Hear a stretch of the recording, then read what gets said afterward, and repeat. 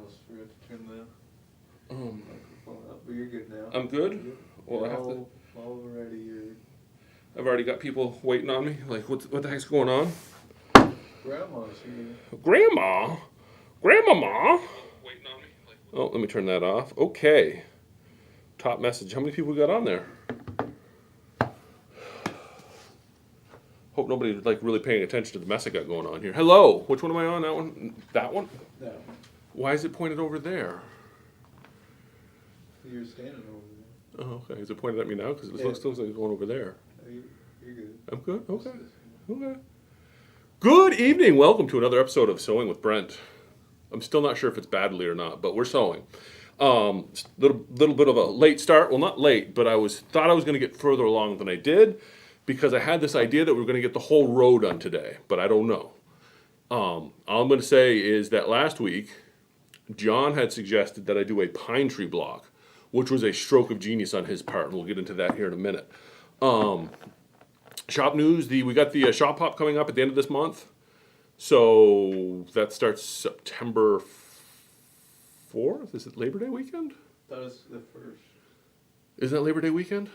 I'm guessing. Yeah. Oh, that's going to be awful. Means I can't go on vacation for Labor Day. I might still, though. I have this awesome idea for Labor Day.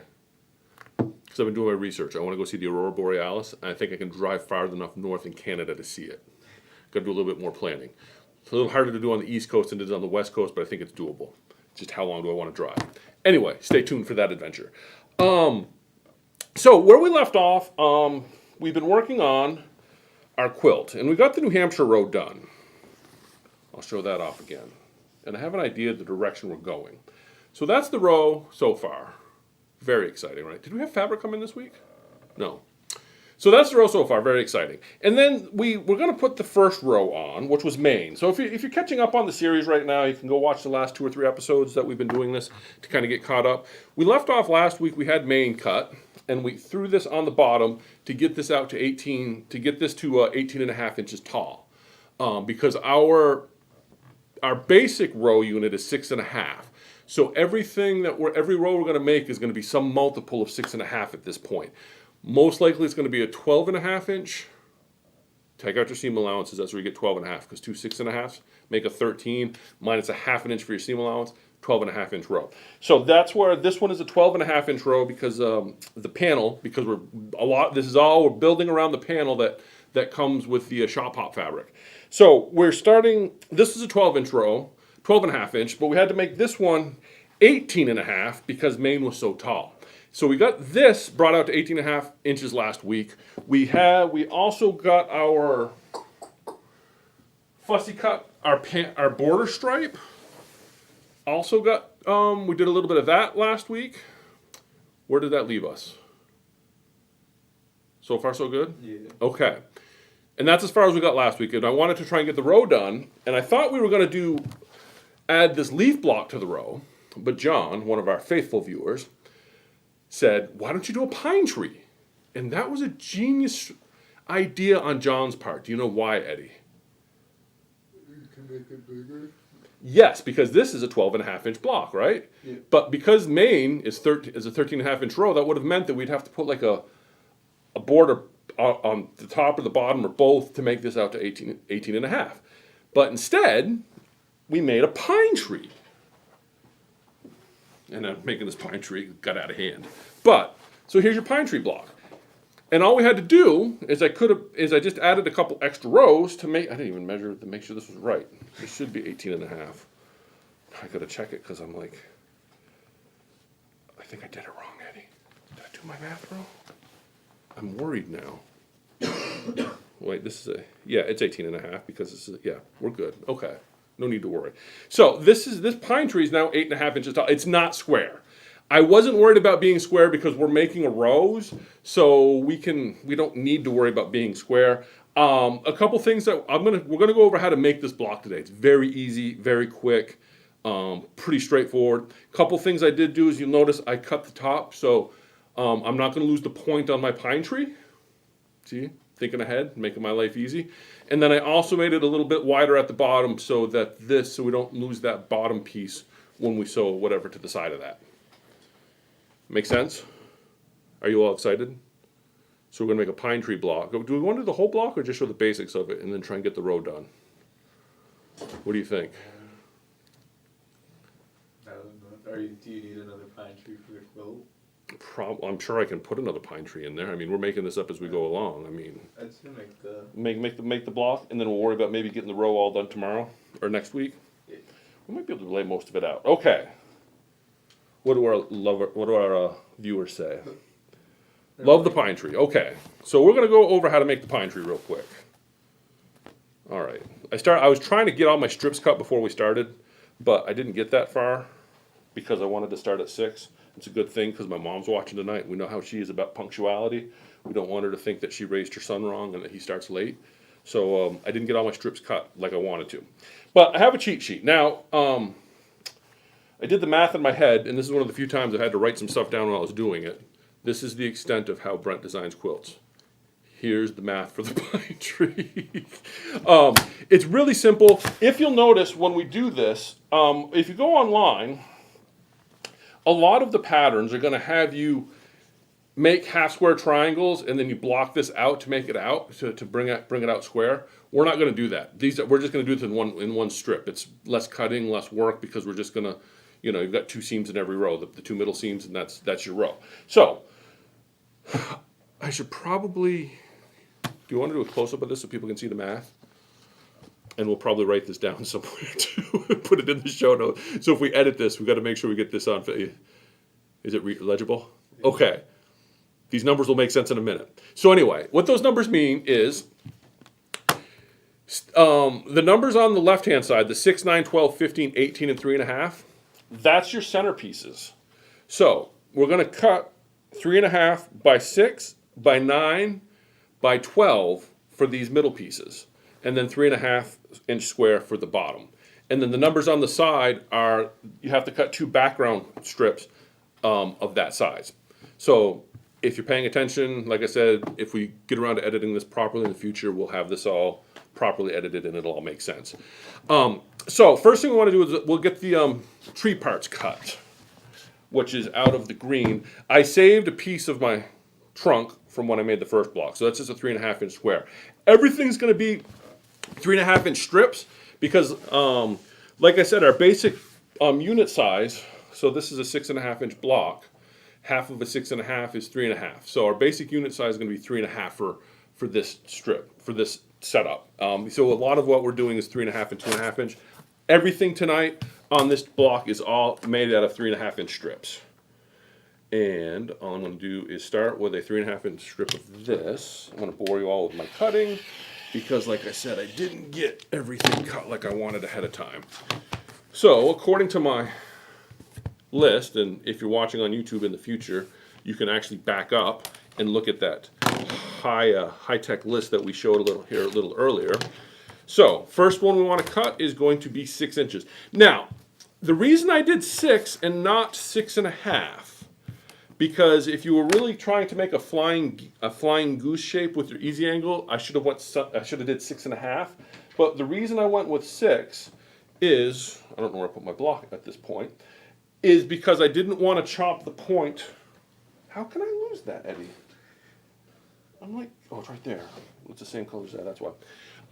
By going 6 instead of 6.5 for this top piece, that's what gives us this extra 1/2 inch after our seam allowance so we don't lose our point. If we had made this started at 6.5, our points would have been a heck of a lot closer. So our first piece is going to be cut at 6.5 by 3.5. When you say 6. 6, I did say 6. Good catch. So I got to cut that 6.5 down to 6. So look at that. I just lost half an inch. So there's 6. Next one's going to be at 9. Pro tip: I very rarely use my mat. I'm almost always using this, so I can go up to 8.5 wide because it's a wide ruler. But I can turn it sideways to get, and so I'm going to turn it sideways to get my 9. 9, 12,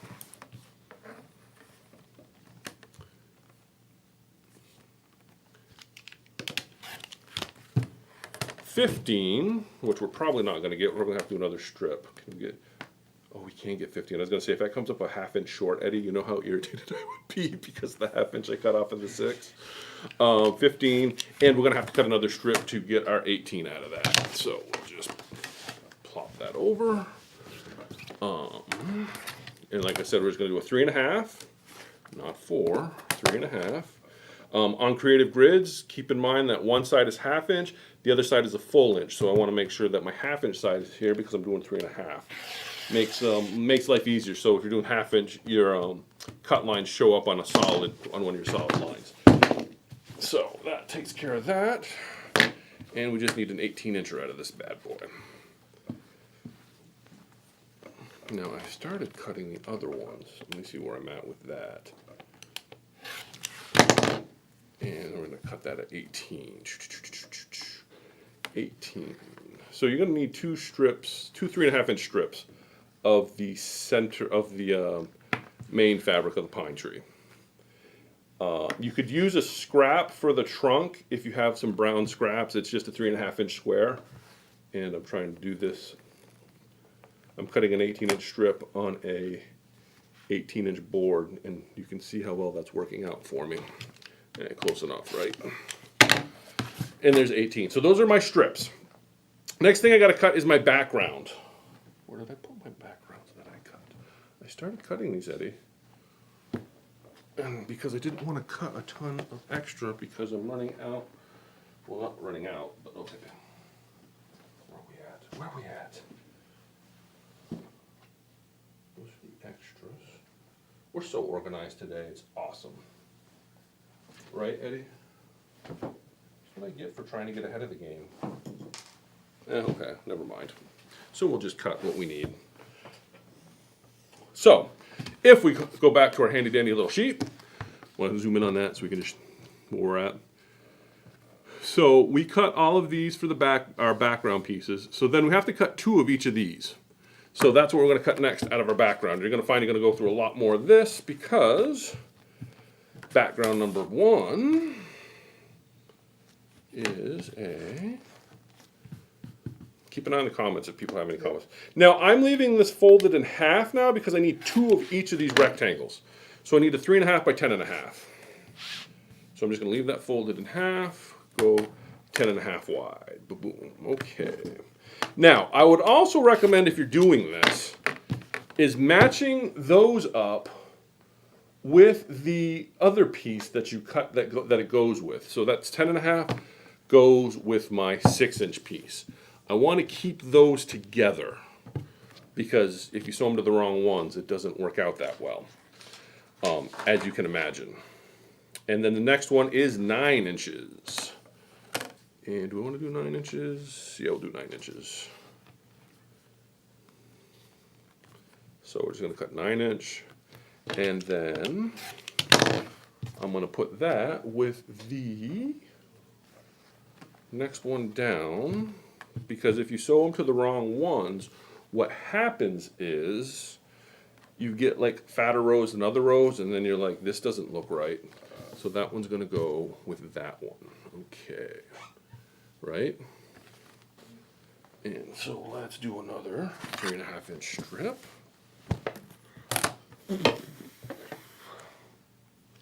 So was it you that caught the 6 or was it Rhonda, Eddie?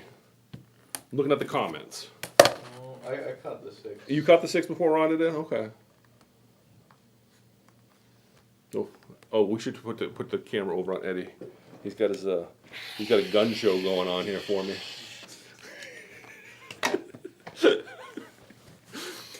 You've got quite a look going on. He's got a nice big old cowboy belt buckle with a black wife beater. I really do need to turn a camera. I wish. It's a whole thing you got going on there. If you had one of your gold chains to do your like Godfather wannabe, it would be priceless. Be like, hey, Vinny, what you doing, Vinny? Well, Joey Buttafuoco. See, if Bradley was watching, my brother, he would love the Joey Buttafuoco reference.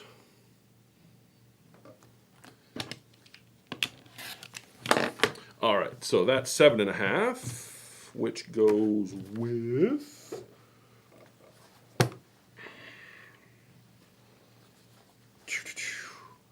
see, like I said, the big part of this pine tree thing is just keeping them organized.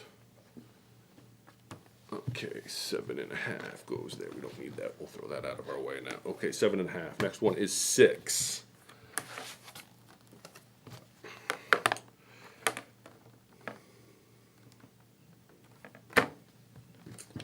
And if you'll notice the increments, it's a ½ inch difference, an inch and a half each time, because the centerpieces are 3-inch differences. And so what's inch and a half times 2, Eddie? 3. So you're making up for the difference in the strip size as you're going down. Okay, and the next one is going to be. Did I do that at 6.5 or 4? What did I cut that at? That is 6. Okay, and the last one's going to be 4.5. And then there's one after that for the bottom, which is a 9-inch, which I'm not going to worry about right now. I'm going to show you how this goes together, and then once I show you how it goes together, I don't know that we'll do the whole block, because once you see the first couple rows done, you're going to be kind of like, oh, that's it. It's going to be very exciting. But, and then that should give us time to maybe get most of this row started. I wanted to ask, do we need 2 of each background? Yes. I'm sorry, I didn't. Yeah. So when I was cutting the background strips, I didn't unfold it. I left the strip folded in half, so I'm getting 2 of every background. Yes, you need 2 background strips for every one of the main colors. Okay. So let's start with the first row. And if you haven't guessed already, I love my easy angle. I wish I had the better. There's the good easy angle. One you can actually. Nope, that's not the good one. I'm trying to find one that you can actually see the numbers on. No, you can see a little bit better. We'll use that one today. So what we're going to do is start with the first row. I didn't even turn my machine on yet. Hopefully we're good to go. First row, are we overhead? Yep. So all we're going to do is take our 6-inch piece, like so. We're going to take one of our background fabrics. Now I would not recommend using a directional fabric for this. I mean, you could figure it out if you wanted to, but it's easier just not to worry about it. I'm going to put right sides together perpendicular. This is very similar if you've done bindings. If you piece your bindings at an angle, same concept. Right sides together, perpendicular, and I'm lining up my top 2 edges here on these fabrics. I'll just line them right up. And all I'm going to do is take my easy angle now, put it on here. Now remember our easy angle, this right here is our 1/4 inch seam allowance. Now you could do the same thing if you like the trick where you can draw corner to corner. I like an easy angle. I just find this to be the best tool for this. So I'm lining that up, and I'm just going to chop that off like so. And then I'm going to run it through the machine.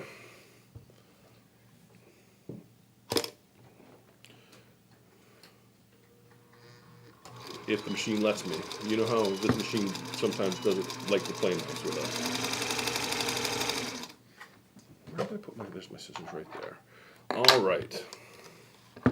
So now, here is where, and then I would recommend on this one, pressing your seam out first, because of the fact that we're going to get that point on there. The rest of them, you don't need to worry about pressing it right away. You can actually do both ends before you press it, and it doesn't hurt anything. But this one, I would just press out. And, oh, you're going to put the camera over here so people can see this mess? Okay. All right. So now, here's where it gets tricky. So there we go. Now, we're just going to do the same thing to the opposite side. Right sides together. I say that and it's going to get funky. Right sides together. Now, what you want to remember is we are cutting, we should be able to see the shape here. So if I cut this here, that green is the proper shape, right? Yeah. Yeah. I'm only pointing, because if we did it this way, so say we did it this sides together, and we cut that, what do we get? You see how we're going to have a parallelogram rather than a triangle. So when you do this, That's how you check yourself. You might have to do a little bit of rearranging to make it work. But make sure your right sides are together, and when you cut with your easy angle, make sure that the angle you're cutting is the proper angle of your green, because that's going to fold out after, but we want to make sure that we have a triangle cut and not a parallelogram or some other interesting geometric shape that will not give us a Christmas tree. And all I'm going to do is chop that there. And is Nashville that cool? It's on the fabric. I didn't think that'd be something that'd be on the fabric. well, the problem you have with New Hampshire, and probably Vermont and Maine for that matter, is if you're trying to put urban centers, like, oh, we're going to put like landmarks in urban centers, you don't have a whole lot to choose from, right? Yeah. So that's probably why Nashua got added to the fabric. And Nashua's not bad. I mean, there's Nashua sewing back, so they're probably happy that that Nashua's on the fabric. Oh yeah, we do. Nashua's not a bad place. It's just, you don't have a whole lot to choose from. I mean, when you think of the bustling metropolis of New Hampshire, what is the urban center that you think of? It's either Nashville or Manchester, I think. Yep. Because Manchester's the inner city of New Hampshire. So Nashua's probably like that, that stately old town of... I'm just making this up as I go. So, now, I'm just going to iron that out. And that's our first row. Ta-da! Now you'll notice, because I've kind of half-assed this like I do everything, you'll notice that I'm a little funky on the bottom here. That little there. Because of the nature of this block, what I would just do to make my life easier is just straighten that out when we get ready to sew the next row on. Just kind of ease it in there. It'll all come out in the wash. See, look at that, it's straight now. All right, so that's row one. So now, like I said, when I lay this out, I do recommend you kind of lay it out in order, because our next one is going to be the 9-inch. 9-inch. Look at that, the 9-inch one. And we're just going to do the exact same thing. This is how all the rows are made. We're going to take this, plop it down on here, like so. Washington, New Hampshire. Gene says. Washington, New Hampshire? Yeah, there's entertainment at the general store on Friday nights. But that's, again, that's kind of like a... Washington, New Hampshire maybe should be on there. Because you got the greenway that goes right through there. So you get like dirty, smelly hikers that stop at the general store too. Am I unplugged? Or did it break? No, it's unplugged. Okay. Kind of. Yeah, plug was loose. Okay, and I just get all that in the... Yeah. That was... What? Okay, go to a different view so people aren't looking at my fat head.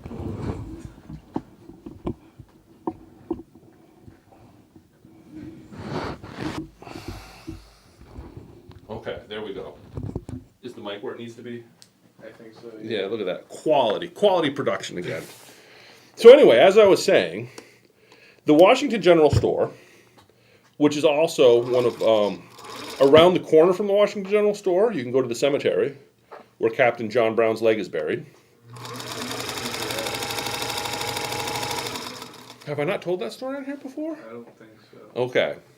So there was, back in the day, there was an industrial accident, as it were, in Washington, New Hampshire. Basically, they were building a house, I believe, and there was an accident, and a guy lost his leg. Captain John Brown. He was building himself a new house. You ever see Man from Snowy River, when the horses are going and the chain breaks and the old man gets squished. That's how I imagined it in my head. Kind of like that, except instead of squishing the old man, they just hit his leg. And so happens that Captain John Brown is also the guy that owns the local tavern. And so he gets, okay, so if I was to do this again, you see how that's the wrong direction? We've got to go this way now. This is a good example. So I'm going to go this way, because watch what happens when I put my easy angle on there. Right sides together, and I'm making my triangle. So as the story goes, Captain John Brown, working on a house or doing something, his leg gets hit like with a log or some sort of accident, construction accident, and so he's laid up. He's laid up in the tavern, and they're waiting for the doctor to get there to amputate, because they got to amputate the leg. And this is the story as I heard it, because I was talking to one of the great things about working at a quilt store is you meet all sorts of people. Came on threaded.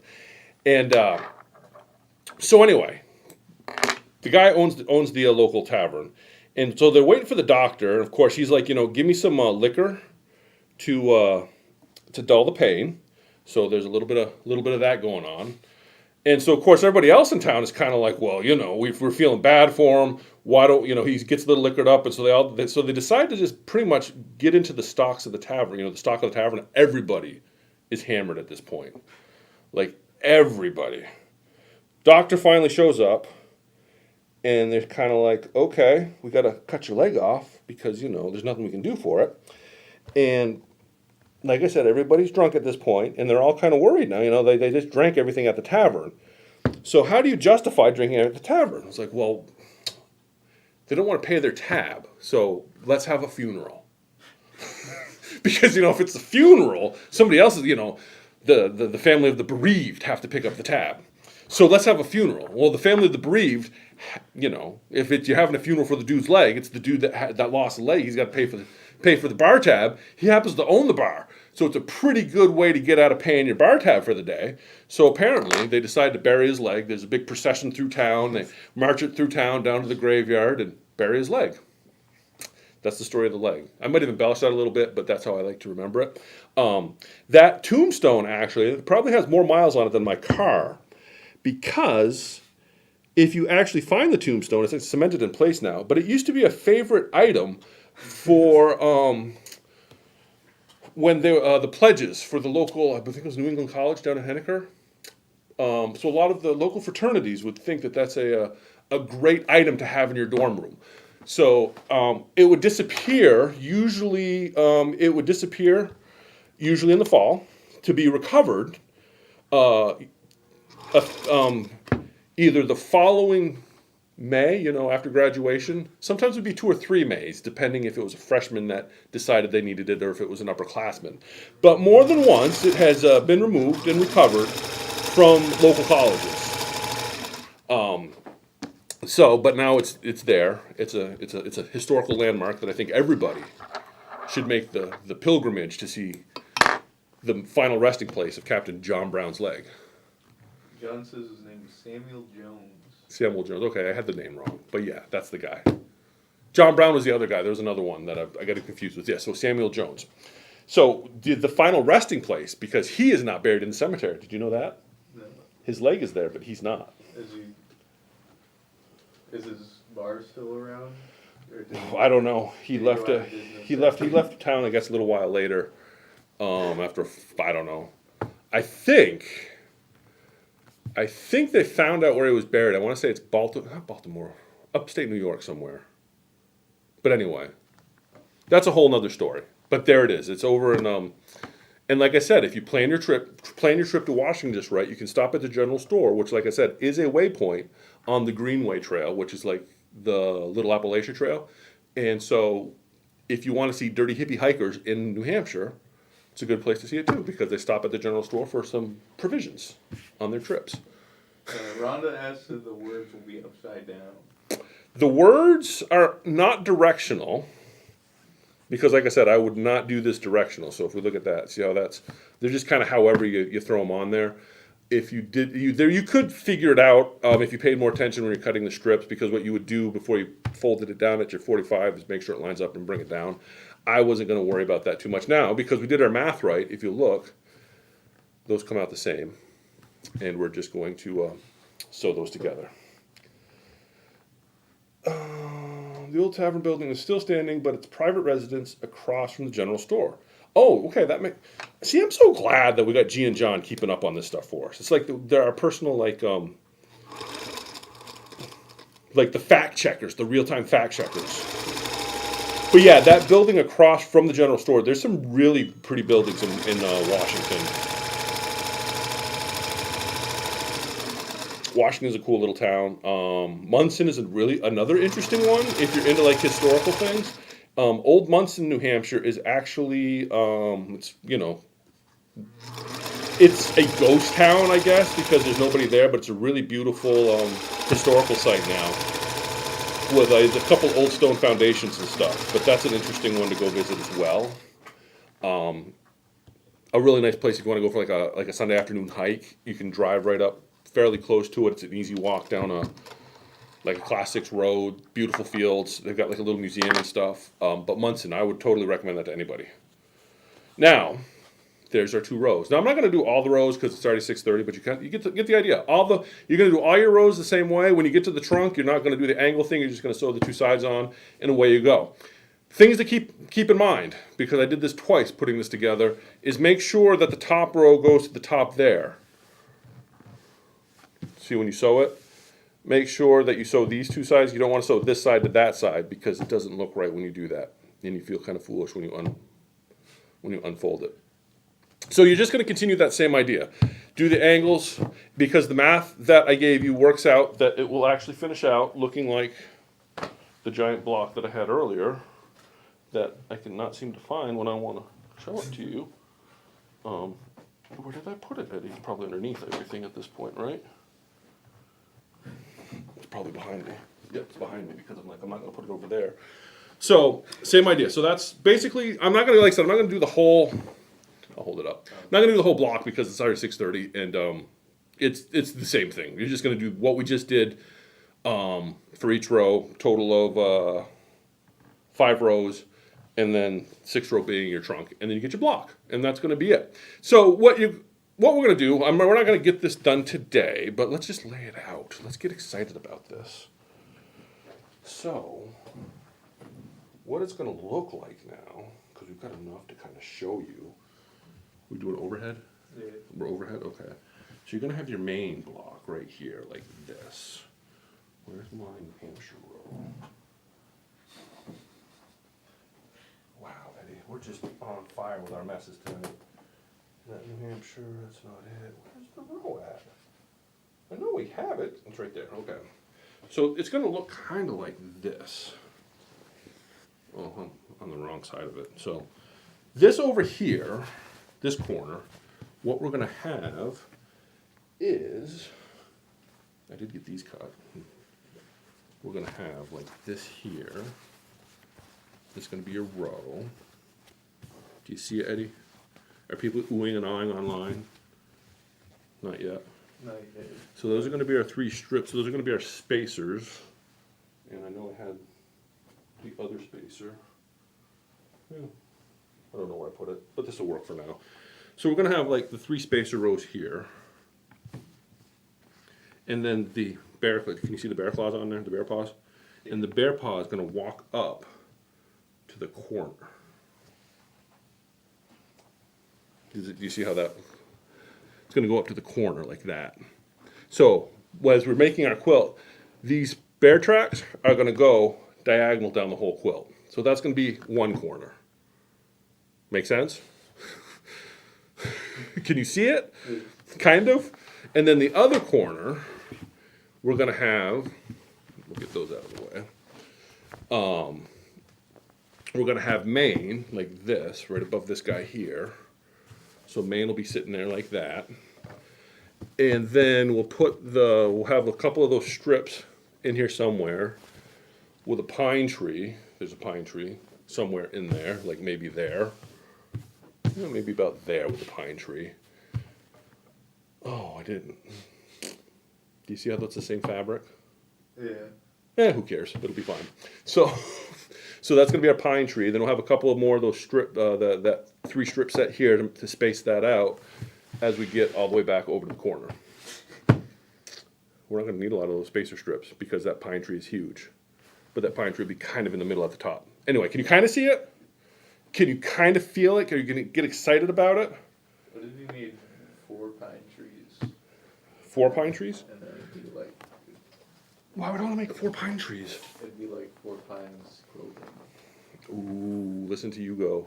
We could. And the other nice thing about the pine tree block that we're doing, if it turns out that we want to make another pine tree block, like this is here, I'll hold it up. Like this is an 18-inch for the 18-inch row, so it's 3 rows. What we could do is knock the 2 bottom rows off of this and bring up our trunk and have a 12-inch pine tree. We'd probably want to cut the sides down a little bit so it's not quite as wide. But that's something that you can do with this block. It's very versatile for a quilt like this because it's just very easy to change the size of it depending on the size of the row that we're working on. So I have to thank John for the idea of the pine tree because it solves a few of the problems I thought I might run into. So far, so that's what we've got. We should, next week what we'll do is I should hopefully have enough stuff cut and ready to go that we can finish the top row. And then I'll probably also have the stuff to do the Vermont row number 3. So we'll probably just put a couple rows together next week, so you can see the process of how the math works for that. Because like I said, we're kind of making this up as we go along, and you all kind of get a feel for it. So that's pretty much all I have for tonight.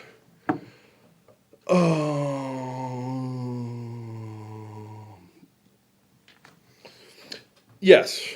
I'm just reading the comments real quick. Yes, that was actually common practice too, to bury body parts. Because the other thing that they always worried about too is that idea of phantom pain, like phantom limb pain. There was this thought that if you buried the body part, that you wouldn't have that pain. The phantom pain was because your limb hadn't found its final resting place, and so that's why it was coming back to haunt you. So if you ever lose your foot or something, just keep that in mind, Keep it in a nice place. Okay, I've got to. So growing up, Mom's watching, so she can appreciate this. There was a few people that we knew, friends of the family, and there's 2 guys, both named Paul. Okay, and both of these Pauls were missing parts of their fingers. So growing up, I thought that you were named Paul because you were that somehow the name Paul was associated with missing fingers. I don't know how that ever. That's a strange. I don't know when I stopped believing that. Like if you're Paul and you grow up, you're gonna not have fingers. It's weird. Did he meet a Paul that did have fingers? Well, I knew a kid about my age, a little younger than I am. His name was Paul, and he had all his fingers. So I was like, when he gets older, does he lose his fingers? I mean, how does that work? And then, so many bad jokes you can make about missing fingers, like the shop teacher that doesn't. Yeah. Anyway. I did finish Jean's. You did finish Jean's quilt? Okay. So anyway, that's all we have for tonight. I hope you all enjoyed it. Like I said, we should have that row. We'll get that row finished next week. We'll probably do Vermont as well, so you get an idea how it all goes together. We may do a couple more episodes on the final 3 rows, but I think by the time we get the first 3 done, you'll see the process, and then, I'll probably just end up throwing it together. But we'll see. We'll see how it goes. But we should have. Well, I don't think it's going to be done for September 1st. But anyway, that's all we've got. Hope you all enjoyed it. Like, subscribe, share, all that stuff.